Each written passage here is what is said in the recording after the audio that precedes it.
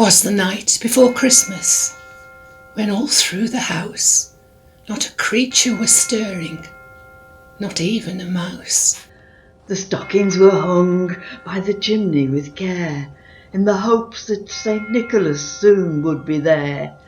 The children were nestled all snug in their beds, while visions of sugar plums danced in their heads.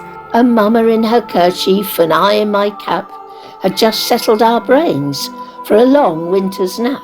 When out on the lawn there arose such a clatter, I sprang from my bed to see what was the matter. Away to the window I flew like a flash, tore open the shutters and threw up the sash. The moon on the breast of the new fallen snow gave a lustre of midday to objects below.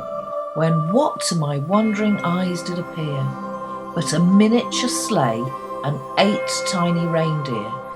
With a little old driver so lively and quick, I knew in a moment he must be St. Nick. More rapid than eagles his coursers they came, and he whistled and shouted and called them by name. Now Dasher, now Dancer, now Prancer and Vixen, on Comet, on Cupid, on Donner and Blitzen, to the top of the porch, to the top of the wall, now dash away, dash away, dash away all. As leaves that before the wild hurricane fly, when they meet with an obstacle, mount to the sky. So up to the housetop the coursers they flew, with the sleigh full of toys and St. Nicholas too. And then in a twinkling I heard on the roof the prancing and pawing of each little hoof. As I drew in my head and was turning around, down the chimney St. Nicholas came with a bound. He was dressed all in fur, from his head to his foot, and his clothes were all tarnished with ashes and soot.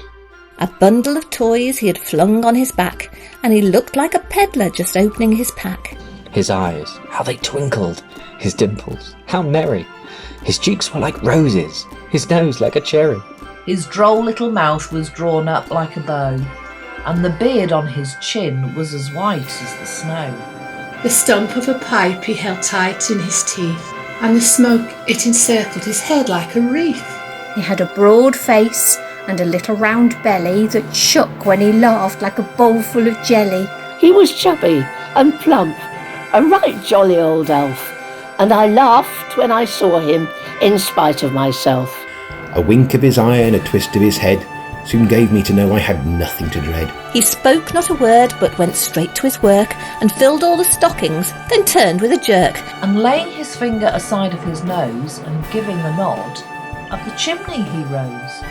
He sprang to his sleigh, to his team gave a whistle, and away they all flew, like the down of a thistle.